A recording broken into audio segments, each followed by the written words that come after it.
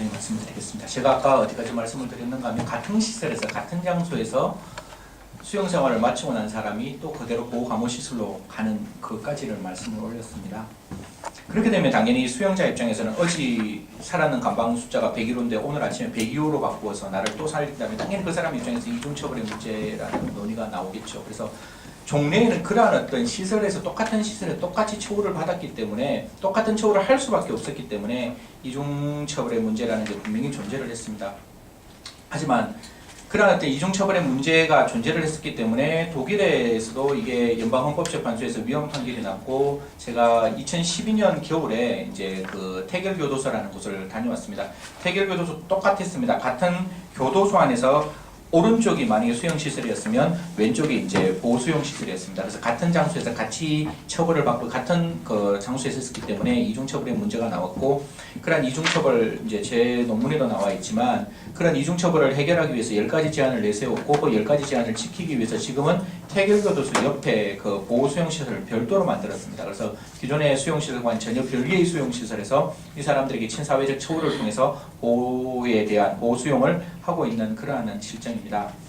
그렇기 때문에 지금의 그러니까 제가 생각하고 있는 보호수용시설이라는 것은 기존에 있는 시설과 전혀 다른 시설에서 또 다른 처우를 통해서 이 사람들에게 좀 더 제사회의 어떤 긍정적인 측면을 만들어내려고 하는 거기 때문에 그럼 과연 이중처벌의 문제가 종래와 동일하게 이중처벌이라고 직접 단언적으로 말할 수 있을 것인가에 대해서는 저도 저 나름대로 굉장히 거기에 대해서는 반론을 제기하고 싶습니다. 그래서 전혀 다른 시설에서 물론 보시기에 따라서 똑같은 시설이라고 말할 수도 있습니다. 그게 그거지 뭐 어차피 자유제한적 처분 그건 똑같은 거 아니야 이래버리면 할 말은 없지만 제가 아까 법 이론적으로 보호수용이라는 어떤 보안처분의 성격과 형벌이라는 법적 성격이 다르기 때문에 그 다른 목적 속에서 별개의 어떤 처우시설에서 별개로 이렇게 들어와 있다는 걸 인정을 한다면 결국 지금의 보호수용시설은 적어도 독일에서 요청하고 있는 10가지의 어떤 요건에 부합하는 보호수용시설이 오히려 그거보다는 더 친사회적인 어떤 내용들입니다. 제가 6월 달에도 독일에 갔다 왔을 때 그쪽에서는 이제 기본적으로 저희들 시설보다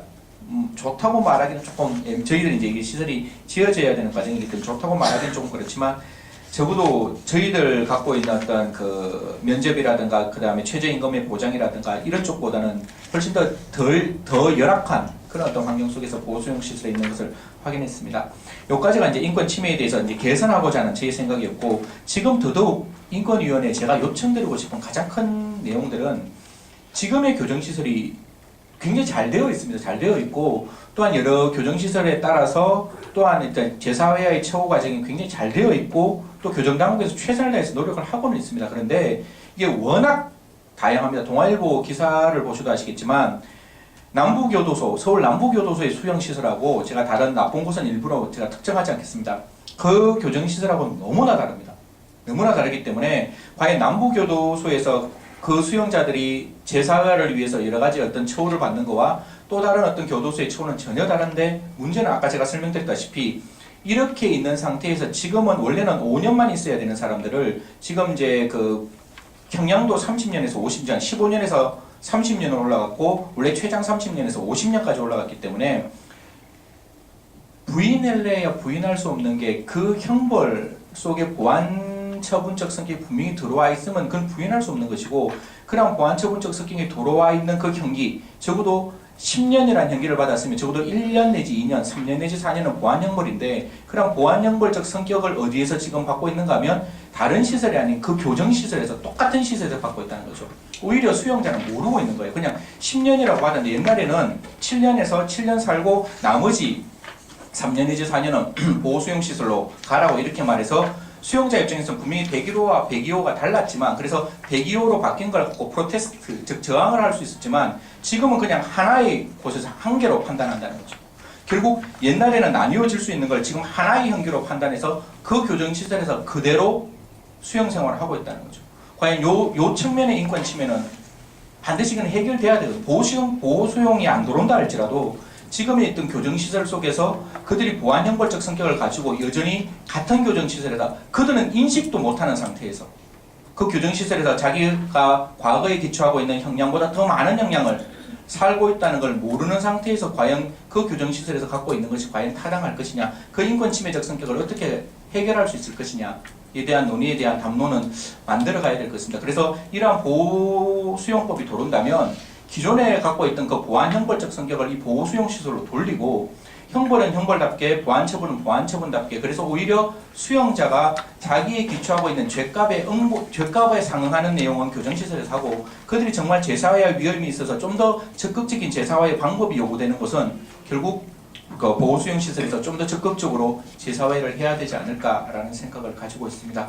이게 이제 인권 침해적 요소에 대한 어떤 저의 어떤 짧은 소견이고요. 마지막에 이제 이중처벌의 문제가 나오는데 앞서 이제 쭉 설명을 드렸다시피 결국 이중처벌이라는 것은 종래와 똑같은 시설에서 똑같이 판단을 했기 때문에 이제 이중처벌이라는 문제가 결국 계속 담론이 되어 왔던 겁니다. 근데 아까 제가 독일 이야기도 말씀드렸고 또 기타 등등 여러 가지 어떤 예를 들어서 말씀드린 것과 같이 기존에 있는 교정시설과 지금의 우리가 만들고자 하는 보호수용시설은 근본적으로 다를 수 있습니다. 다를 수 있고 제가 이 교정시설에서 가장 주안점을 뒀던 것은 재사회의 방점입니다.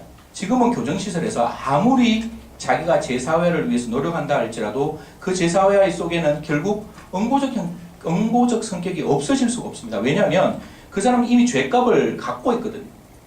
우리가 아무리 죄 지은 사람은 사람을 미워하지 말라 그래도 정말 성폭력 범죄를 저질러서 한 피해자가 영원히 사회에서 한 사람의 남자를 바라볼 때 그 남자를 왜곡된 시각으로 바라볼 수 없는 상황이 만들어졌고 세상이 무서워서 바깥에 나갈 수 없는 그래서 정말 대외적으로 나가는 어떤 공황장애가 나올 수 있을 만큼 묻지마 범죄에 대한 피해자가 있는 상황에서 너가 죄를 저질렀지만 너를 미워하지 않고 내가 너를 어떻게든지 재사회를 해줄게 라고 해서 그들에게 정말 좋은 시설에서 재사회를 위해서 막 노력한다면 오히려 국민들은 더더욱 반감을 가질 거라고요. 그래서 결국 죄를 저지른 사람은 응고적 성격이 분명히 존재할 수밖에 없습니다.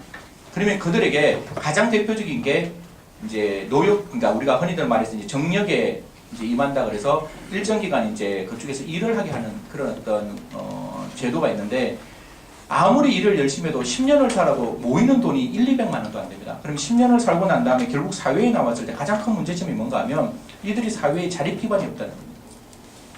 제 논문에도 나와 있지만 결국 그 수용자들이 가장 절박하게 죄범을 저지를 수 있는 자기 스스로 고백하는 죄범에 저지를 수 있는 가장 큰 원인은 내가 사회에 나왔을 때 유대성이 끊어졌고 사회에 나와 있어 자립 기반이 없다는 겁니다.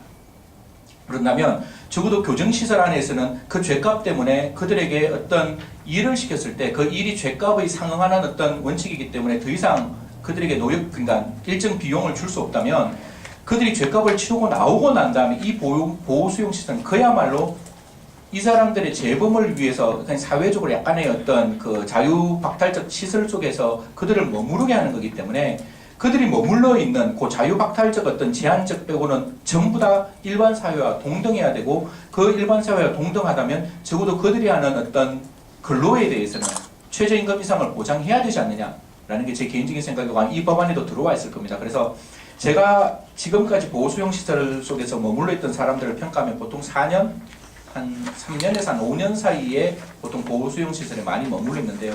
한 3년에서 5년 동안 최저임금 이상 모으면 한 3,500만 원이 4천만 원 정도가 몰릴 수가 있습니다.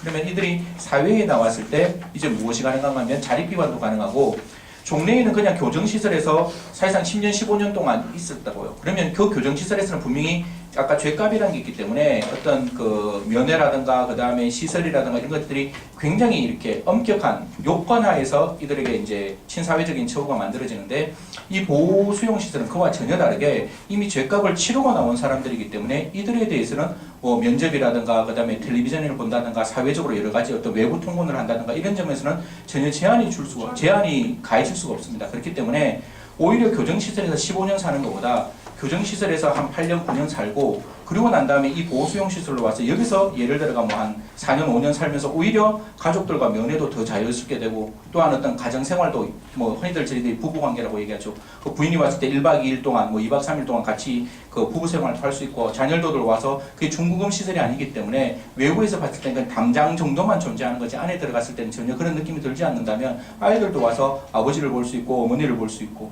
그리고 이들이 정말 제대로 근로를 해서 한 3년, 4년 후에 한 3천만 원, 4천만 원에 오고 제가 생각하고 있는 이건 어떻게 보면 이데아적인 생각인데 실질적으로 가능할 수 있는 게 지금 이제 모 교도소 부지 중에 지금 부지가 꽤나 크게 남아있는 부지가 있습니다. 그 부지에 이제 보호수용시설을 짓게 되면 신사회적 기업을 갖고 들어와서 지금의 교정시설과 갖고 있는 그 근로 그냥 작업보다는 좀 더 제대로 된 실질화된 작업을 하고 요새는 온라인 교육 같은 게 잘 되어 있기 때문에 그런 온라인 교육 같은 걸 통해서 이들이 그 보호 수용 시설에서 한 4년 정도 제대로만 하면 세상에 정말 바깥에 나왔을 때 그들이 원하고자 하는 정말 뭐 자동차의 어떤 그 정비를 배운다면 정말 제대로 된 자동차 정비를 배워서 그다음에 뭐 저희들이 그냥 빵을 찍어내는 게 아니라 정말 파티시를 제대로 할 수 있는 그런 어떤 신사회적 기업을 가지고 들어와서 그들이 세상에 나왔을 때 정말 자립 기반을 만들 수 있는 또 하나의 어떤 내용을 만들어 가려면 기존의 교정시설로는 현실적으로 불가능하거든요. 그렇기 때문에 이런 시설 속에서 이렇게 만들어낸다면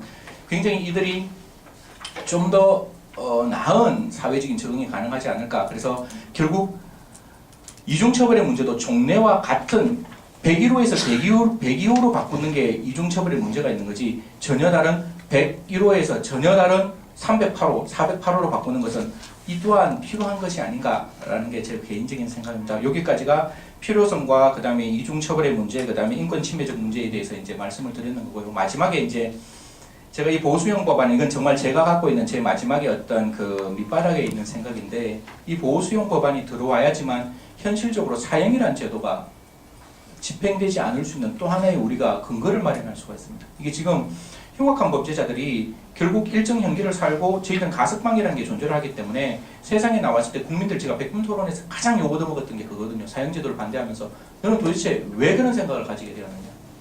이 사람들이 나왔을 때 과연 어떻게 할 것이냐 라는 논의가 굉장히 많이 나왔는데 이런 어떤 또 하나의 어떤 자유제한적, 자유박탈적 처분이 나온다면 특히 자유제한적 이외에 조금 더 이제 보호수용시설 정도의 어떤 그 수용을 할 수 있는 어떤 제도가 들어온다면 이거를 이유로 이들에 대한 사형제도에 대한 어떤 폐지를 또 한 번 더 이렇게 강권할 수 있는 게 아닌가라는 생각을 가지게 되었습니다. 그래서 보호수용 법안이 그런 의미에서는 또 하나의 어떤 사형에 대한 어떤 또 대안적 제도가 되지 않을까라는 생각도 하고 있고요. 그래서 뭐 여러 가지 좀 거친 생각이었지만 간단하게 다시 한번 정리를 한다면 결국 필요성에서 보호수용법은 필요하다. 왜 필요하냐 하면 기존에 있는 보완처분, 자유제한적 보완처분으로는 충분히 성폭력 범죄자라든가 여러 가지 어떤 기존의 범죄자들을 핸들링하는 데는 충분히 효과적이지만 극단적이고 예외적인 상황에서는 분명히 충분하지 않다. 한계가 일정 부분 있을 수 있다. 그러면 일정 부분이 있을 수 있다면 당연히 거기에 대한 자유제한적 처분이 갖고 들어와야 되는 거 아니냐라는 게 첫 번째 제가 필요성에 대한 형사정책적 의의고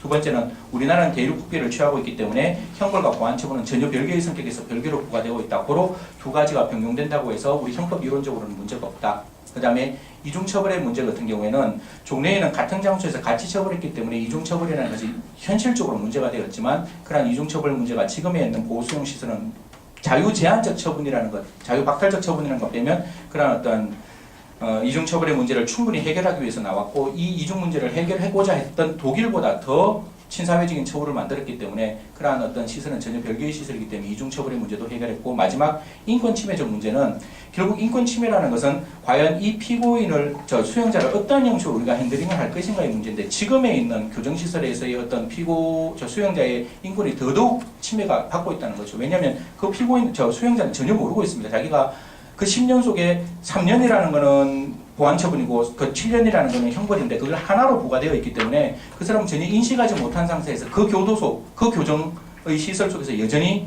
머물고 있기 때문에 이러한 부분을 해결하기 위해서라도 보호수용제도를 도입해서 기존에 있는 어떤 그 교정시설에 대한 어떤 그 형벌과 그 다음에 보완처분을 별개로 나누어야 되지 않느냐라는 생각을 가지고 있습니다.